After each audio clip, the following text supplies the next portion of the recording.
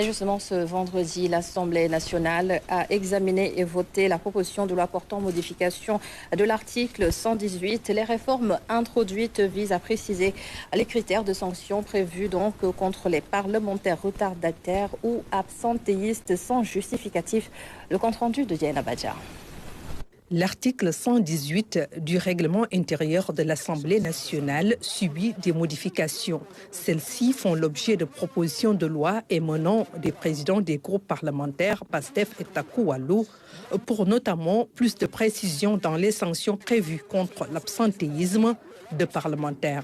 L'article 118 se limitait à dire simplement absence sans excuse légitime aux séances plénières d'une session ordinaire, sans préciser à combien de séances plénières vous devez vous absenter avant que la sanction soit appliquée. Et la sanction qui était prévue était une sanction maximale, c'est-à-dire non seulement la suspension totale de l'indemnité, mais également le constat de la démission d'office. Il fallait quand même définir ce que c'est qu'une excuse légitime, prévoir également des sanctions graduées en partant du rappel à l'ordre. Le rappel à l'ordre, c'est à partir de 4 absences à une séance plénière sans aucune excuse.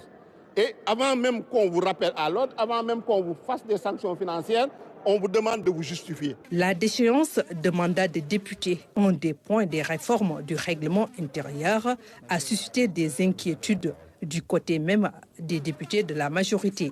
La préoccupation est prise en compte dans l'amendement introduit par le président du groupe parlementaire du parti PASTEF. Il faut vous absenter à 10 séances plénières consécutives, sans aucune excuse légitime. À partir de là, c'est à partir de là que la sanction s'applique. On a même précisé que les séances dont il s'agit, c'est les séances qui sont suivies de vote. Et également, c'est un régime, quand vous allez dans l'article 42, c'est un régime qui est applicable aussi dans les commissions, parce que l'obligation d'être présent aux commissions, également dans notre règlement intérieur à l'article 42, et là-bas aussi la sanction, c'est la démission d'office de la commission. Donc il n'y a rien de nouveau. L'article 118 était dans le règlement intérieur depuis 2002, mais la volonté actuelle, c'est une volonté de l'appliquer, c'est qu'elle soit effective. D'autres députés de l'opposition vont au-delà et s'attaquent à la pertinence de cette proposition de loi. Pourquoi on est incapable d'inviter le DG de l'ASER, le ministre de l'économie, etc. C'est ça la priorité qu'attend l'Assemblée nationale.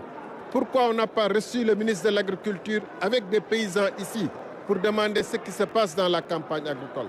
Mais non, ils sont là en train de se préoccuper des choses qui n'intéressent même pas les Sénégalais. C'est-à-dire combien de députés sont présents et comment on va les sanctionner. Convaincu des explications du président de la séance, Ayib Daffé, et du président de la commission des lois, Maître Abdoulaye Tall, 127 députés sur les 165 inscrits ont voté pour la proposition de loi modifiant l'article 118.